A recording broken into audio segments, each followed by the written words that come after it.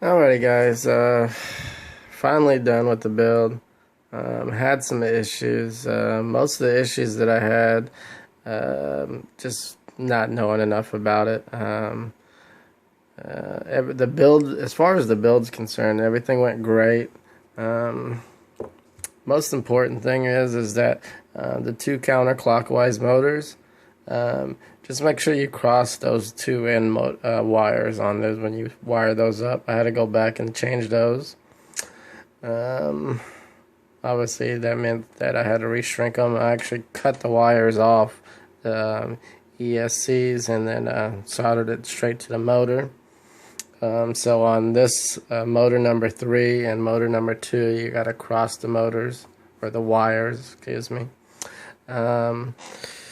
Other than that, everything went very, very easily. And this is from FPV Models. FPV Models. It's a pretty good kit. Shipping was pretty good. One issue that I have is this camera mount. This camera mount sucks. And as you can see right there, there's a gap between the pillar, the front pillar, and that's because that camera mount is too tall. And as you can see right there, I pushed it all the way down that way and pushed it all the way up, and that's as far as I'm going to get. And I'm just going to leave it alone for right now. I will contact them and see if there's anything they can do for me. The other issue that I have is this F3 board that they use is pretty much bare minimum. I mean, so you don't get any telemetry, you don't get any vbat. Personally, I think they should just ship them out with the NAS32 version 6, because I plan on swapping it out. I mean, you know, no telemetry, you don't get any battery, vbat, none of that stuff. It's as simple as it comes, and it's the same price as the NAS32 or even the full version F3 board. I just don't understand why they would send that with it. What else? As far as the camera's visual, it's pretty good, and as far as the receiver and transmitter, it works good. The wiring's a little difficult. One thing you will have to do is on the OSD that comes with it. Let's see if I can find that. There is a wire that you can set up the on-screen display on the camera. You do have to cut that right there. See that wire right there? That's actually part of the OSD on the to set up like the brightness and all that. You have to cut that off and then solder that straight to the board. So if you're wondering why your camera didn't come with the wire, you have to cut that off. Other thing is too, because like my ESCs don't have a 5-volt output, right?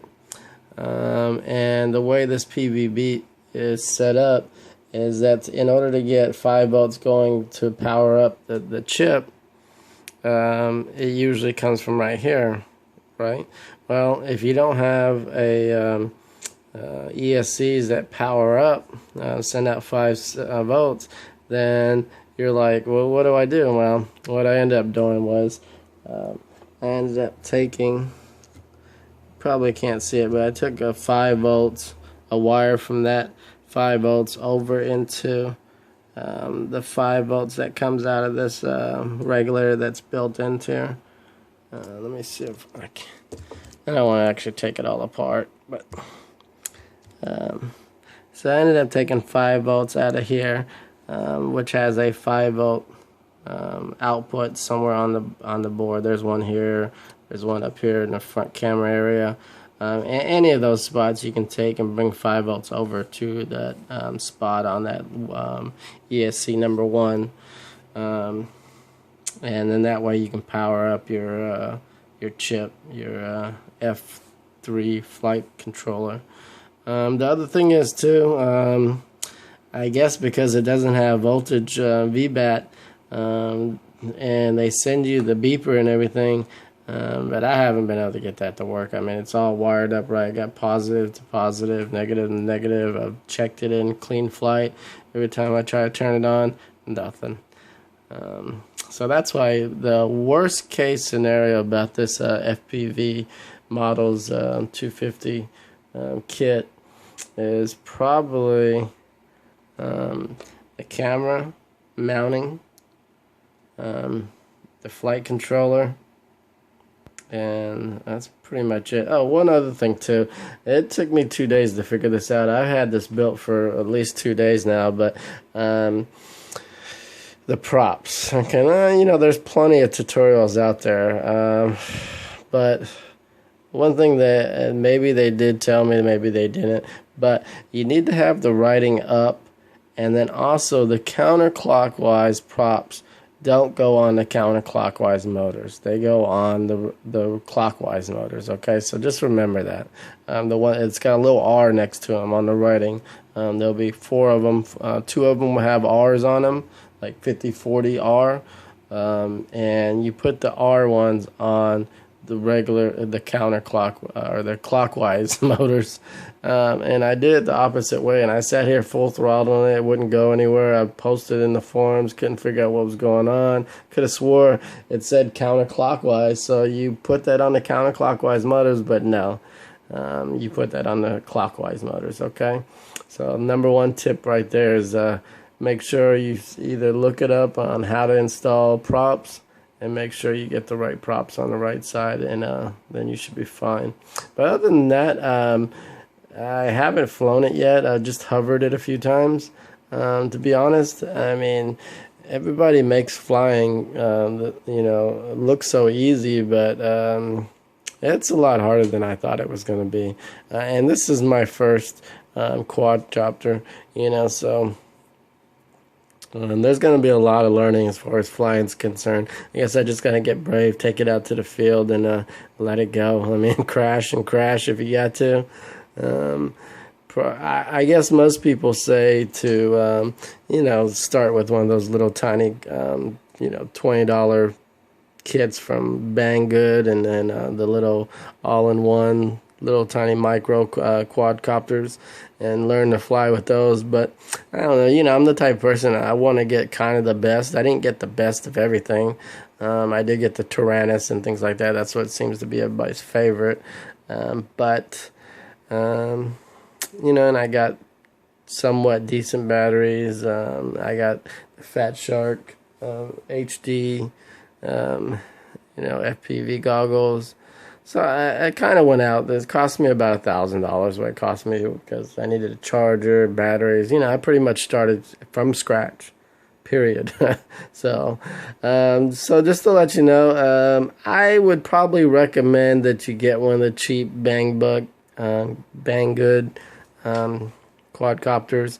Learn to fly with one of those before you get into this. But you know, if you got the money, go ahead and do it.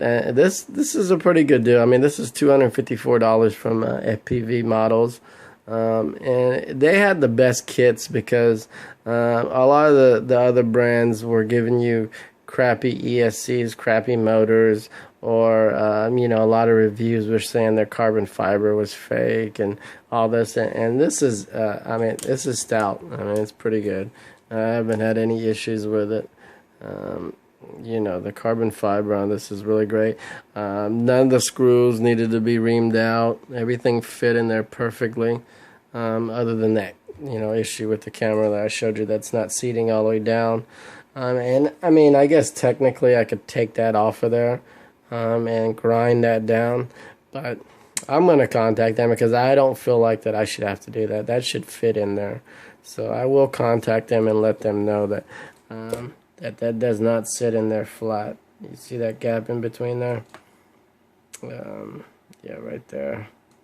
And that's both of those sitting completely flat. The other thing too, whenever you're buying motors or batteries, I didn't realize that going from 3S to 4S is gonna, you know, be a big deal, especially if you're running a 12-volt camera. You do have to run a regulator, and it does come with that. But my problem is with it is that if I run the regulator and when I want to run 3S, I mean, that means what? I got to unhook the regulator or desoldered, or I mean, there needs to be a easier way. So I'm thinking that eventually what I'm going to do is get a 5-volt camera like the Fatshark 700 TV line or the 900 TV line, and it runs off of the 5 volts coming out of the transmitter. So it's got its own regulator in there, and I think that's probably the easiest way, so that way I can run the 4S and 3Ss easily without having to deal with that power problem. Well, that's it for now. I'll let you guys know what else is coming up later, okay?